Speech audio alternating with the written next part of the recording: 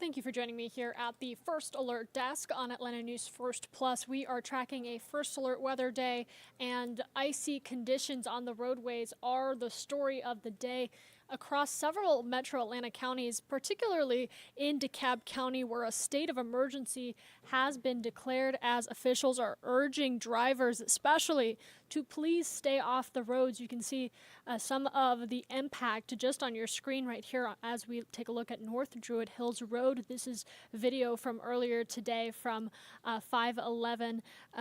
Again, we are urging everyone, as officials are, to stay off the roads. The conditions in DeKalb County prompting a state of emergency to be issued as many cars are sliding and crashing into each other on the ice. County leaders are taking every measure to keep folks safe. Atlanta News First, Sarah Hammond reports more on the road conditions in one of Metro Atlanta's largest counties.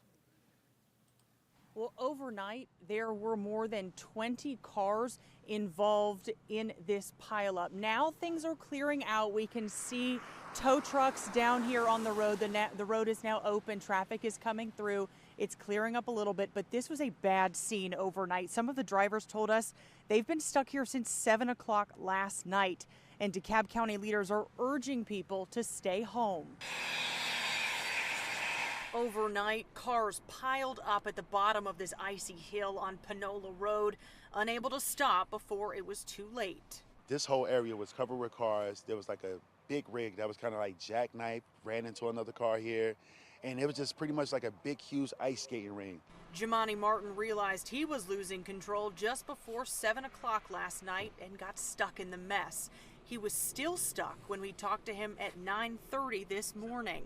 I slept probably like an hour or two on and off because I just wanted to make sure I didn't get hit or anything like that was going to happen because, you know, ice, cars coming down the hill at this rate of speed, anything can happen. We arrived at this scene about 5:30 this morning, and before the sun came up, we counted 5 cars unable to stop before they hit other cars. Some managed to get back out, others remained stuck.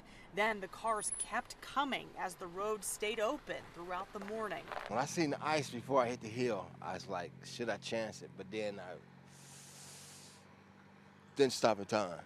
So, you know, it slid, hopefully, thank God it slid and caught that curve and went down the street. Tracy Miles says he'd been stuck a few streets over for most of the night before finally making it over here, only to get stuck again. It just iced up on us too quick, and we didn't have a chance to get safety, so I've been out here all night. DeKalb County leaders have declared a state of emergency to get resources on the roads for people stranded. And Martin has this message for anyone who is thinking about getting on the road today. Stay home, drink some hot chocolate, cook some food. And again, this road was blocked for most of the night into the early morning. Now it is reopened. It looks like a lot of this ice is melted for the time being. But again, DeKalb County leaders have declared a state of emergency, saying stay off the roads, stay at home. In DeKalb County, Sarah Hammond for Atlanta News First. And I want to take you out to Henry County now, where a similar situation, drivers still stranded more than 12 hours later, actually greater than that now. The roads continuing to be icy as people either abandon their cars or plan to camp out with them as they are stuck in the road. Atlanta News First, Don Shipman is with the First Alert breaking news tracker out in Henry County. Thankfully, no injuries reported and no real damage, but a lot of frustration. I mean, take a look. This vehicle right here, they actually ran out of gas. Then look at all of the other vehicles, including that big tractor trailer down there. Several vehicles stuck on this hill as they waited for sand trucks to treat the road. Motorists facing an uphill battle. Vehicles big and small, no match for the ice-covered Rock Quarry Road just outside of Henry County's Stockbridge. Pretty much slide, yeah, just pretty much just sliding my way down.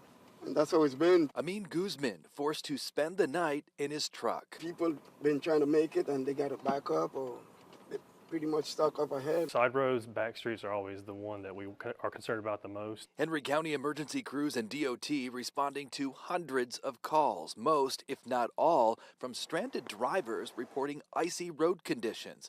Officials urging everyone to stay home.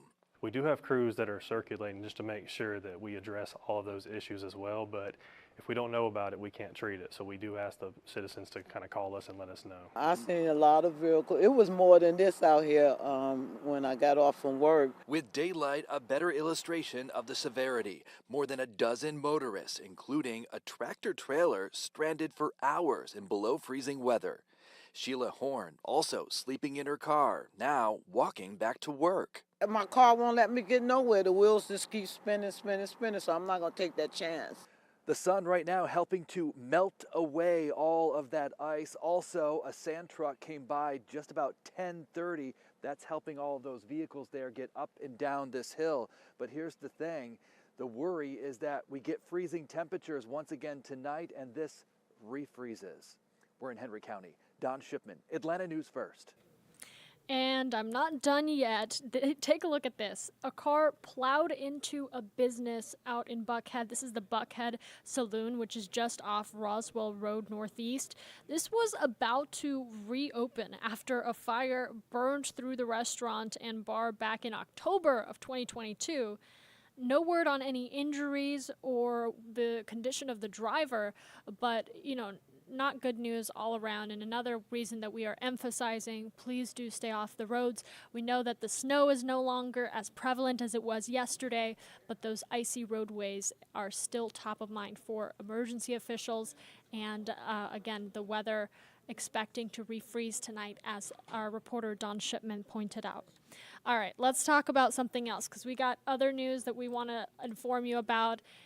And unfortunately, you might want to pay close attention to your chicken products. The Department of Agriculture is saying that the case of bird flu, another one here in Georgia, detected on Friday in a commercial flock out in Elbert County. That's on the border with South Carolina. It's the same county where another case was detected just last week. So we are 2 for Georgia, and Clayton County confirming a backyard non-poultry bird flu case as the first one. So the state is working to make sure that the outbreak does not spread anymore, but important to stay on top of news like this and be mindful of where you are getting your poultry produce. Again, that second case out in Elbert County, showing you a map right here of where that is in reference to Atlanta. And one of the biggest news stories that we have been following has been the inauguration of none other than President Donald Trump, and big changes already coming to White House leadership.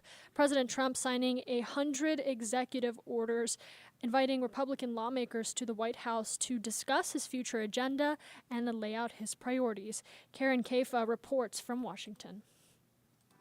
President Donald Trump and Vice President J.D. Vance and their wives attending a prayer service at Washington National Cathedral. The day after Trump signed dozens of executive actions to jumpstart his second presidential term. I'm ready.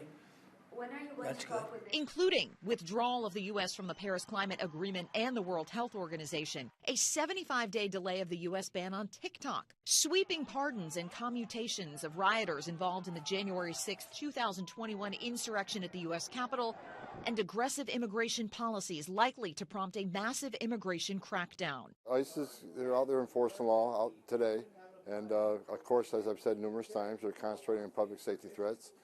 That'll be our priority right out of the gates. On Tuesday, congressional Republican leaders headed to the White House to chart a course for other agenda items. Meanwhile, the U.S. Senate continues to work on getting key Trump cabinet nominees to the floor. In the coming days, the Senate will hold additional votes on the president's national security team.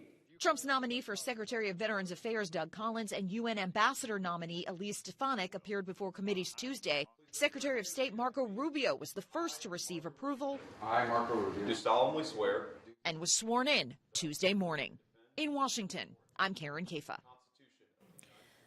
And a reminder that we are staying on top of First Alert Weather Day updates from our team of meteorologists here at Atlanta News First and our reporters that are out in your communities. We want to see your photos and we want to see your videos, so please do send those our way. You can text us at 470-777-WANF, and if you send those photos, those images of the icy conditions that you are seeing, our team here will see those and we will post those on air and online and share it with the community. So again, that number is 470-777-WANF. 888-777-WANF. Make sure you have the First Alert Weather app downloaded and on your phone so you can get hour-by-hour updates of the weather conditions as we continue to track this winter weather storm. With that, Atlanta News First News at 3 comes back in the next really less than 2 hours, and we have live reports from our teams across Metro Atlanta with a look at the icy conditions that we're continuing to follow. Make it a great day and stay tuned.